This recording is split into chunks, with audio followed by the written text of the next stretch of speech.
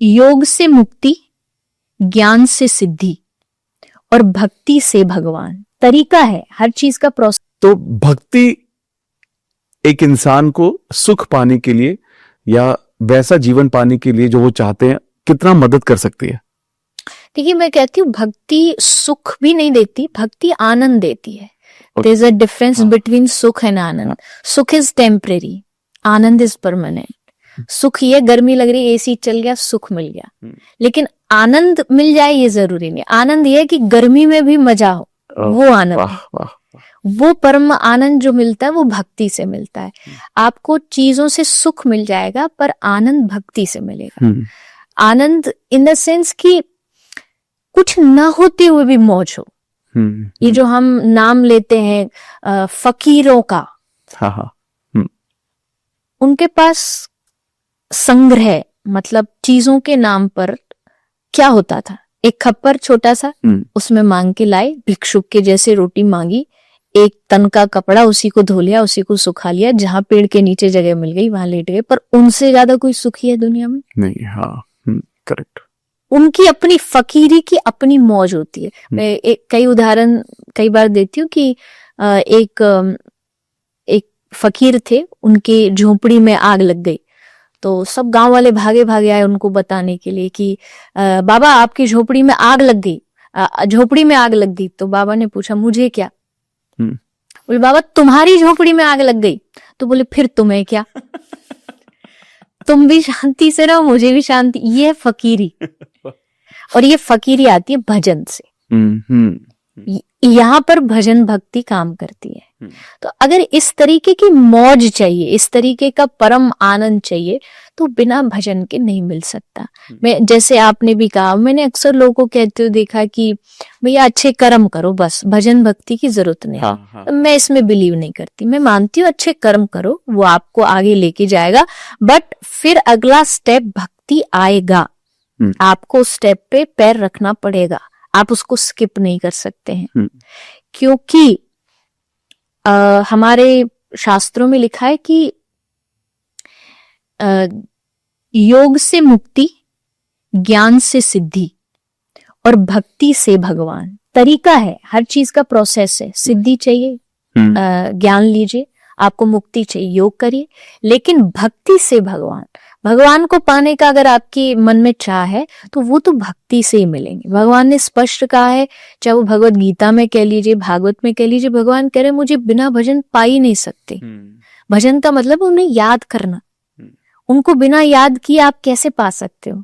अगर आप मैनिफेस्टेशन की भी बात करें तो उसमें भी तो यही है कि चाहते हो आप कुछ, आपको पाना है कैसे भी।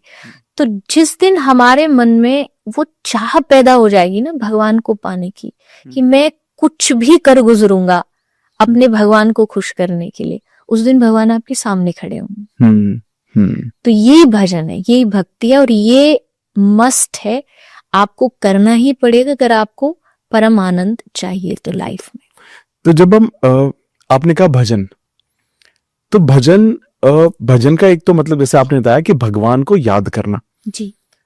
अब जब हम आज के टाइम में जब हम पूजा पाठ करते हैं या भगवान को याद करते हैं तो ज्यादातर तो हम डिमांड ही कर रहे होते हैं, धन्यवाद कम होता है, हमेशा मांग रहे होते हैं बहुत बार। तो भजन करना मतलब जप करना एक तरह से जी। तो इसका और थोड़ा मैं जानना चाहता हूं कि आप थोड़ा और डिटेल में बताएं, ताकि एक हर आदमी, क्योंकि भजन से ना लोग ये भी समझते हैं कि कुछ भजन है उनको रिपीट करते रहो, सुनते रहो, लेकिन वो मन लगाना वो कैसे कर पाएगा वो इंसान, वो कैसे उस कड़ी को कैसे मिला पाएगा?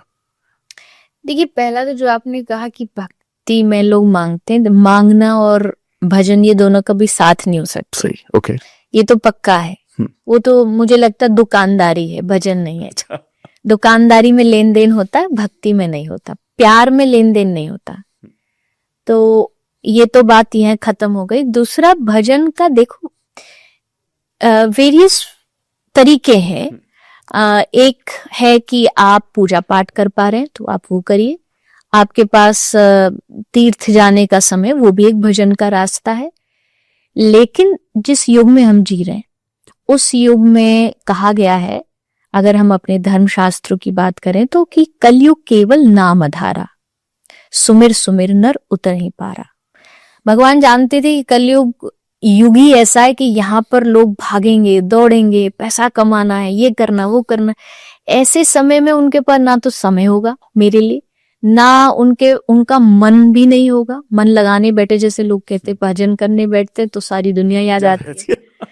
तो ऐसे समय में भगवान ने बहुत इजी तरीका हमें दे दिया भक्ति करने का, वो है कि नाम जाप, चांटिंग करते। अच्छा, ओके। मंत्र जपते रहो, कृष्ण नाम लेते रहो, राधा नाम, शिव नाम, जो भी आप भगवान को मानते हो, जो आपके इष्ट है, उनका नाम लेना बहुत जरूरी है।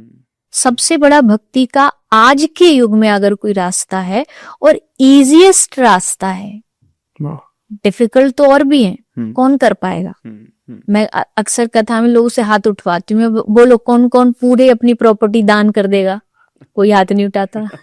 कहती कौन है जो घर परिवार छोड़ के आज मेरे कहने पे गुफा में जाके भजन करेगा, कोई नहीं उठाता। मैं कहूंगी 4 घंटे सुबह 2 घंटे शाम को पूजा करोगे, तो कोई हाथ नहीं उठाता।